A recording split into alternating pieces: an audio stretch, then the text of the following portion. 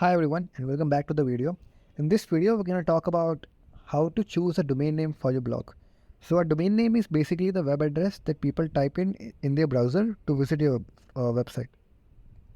So choosing a domain name is very important because it affects how people perceive your blog, how easy it is for them to find and share your website, and how well it ranks on the search engines. So how do you choose a domain name, a good domain name? So, well, there are a few factors to consider, and in this video, I'll share some few practical tips with you. So, let's go over them one by one. So, the first one is that you want your domain name to be brandable. This means that it should be easy to remember and easy to spell. It should also be easy to say out loud so that people can share it with others. Ideally, it should be short, catchy, and memorable. For example, www.bestcookingtips.com is memorable and easy to spell rather than www.themostamazingculinaryadvices.com, right? Both can be a blog which are exactly same, which target the same audience, which have the same niche. But the first one is very easy to remember and memorable and brandable, but the second one is not. It's very lengthy. You can use tools like Name Mesh or Domain Wheel to generate some brandable domain name ideas based on your keywords and your niche. The second tip is the second point is that you want your domain name to be relevant to your topic, right? The topic of your blog. This will help people understand what your blog is all about at a glance. For example, if you're starting a blog about gardening, www.greenfingers.com is more relevant than www.let's say lovelypets.com. You can use tools like Niche Finder or Word Tracker to find relevant keywords for your niche. The third point is that you want your domain name to include relevant keywords if possible. Okay, if possible, it's not compulsory. Keywords are the words or phrases that people use to search for something online. For example, if someone is looking for vegan recipes, they might search vegan recipes in Google. If your domain name includes the word vegan, it will make it more likely that your blog will appear in the search results for that term. For example, www.veganrecipes.com uses the word vegan, which will help it rank better on search engines for keywords like vegan recipes. You can use tools like Google Keyword Planner or Uber Suggest to find some popular and relevant keywords for your niche. Now, as I mentioned just before starting this point, that it is optional. It's not compulsory that you have to do this. This used to play a important role a couple of years back.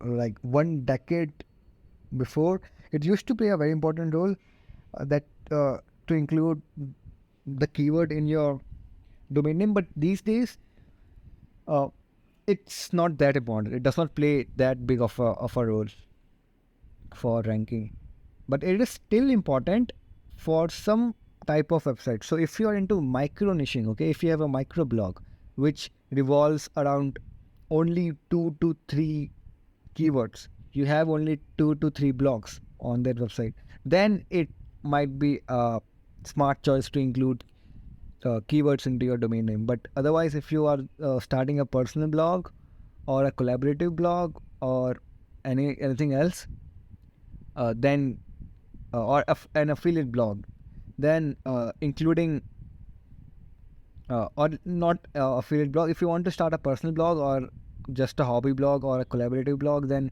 including keyword in your website may not be the best idea because it restricts your website, right?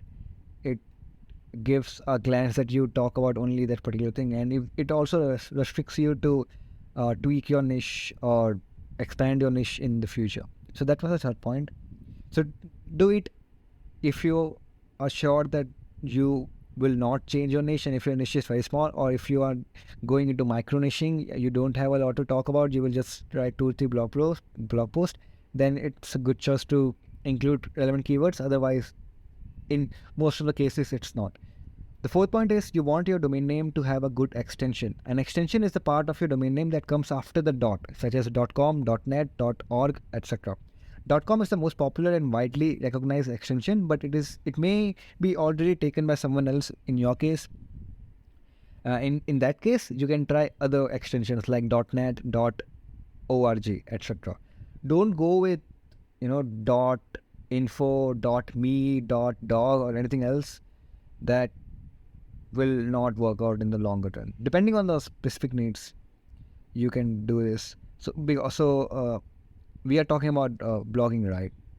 Then .com, .org,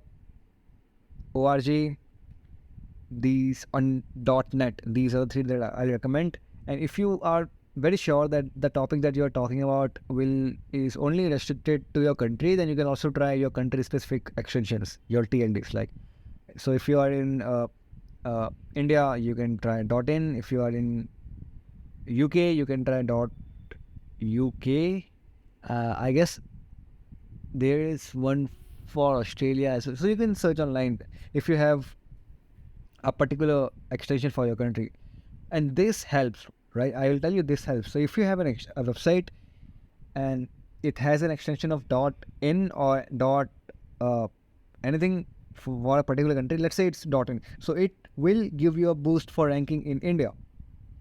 If you have an extension for Australia, then it will give you a boost in Australia. But on the other hand, it also restricts your website to rank on other countries, in other countries. So you have to be very careful with this.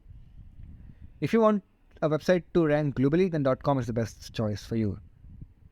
So try to get a .com. .com is very acceptable, very popular. It has a lot of expandability as well in the future. If you don't have a .com, then go with .org, .net.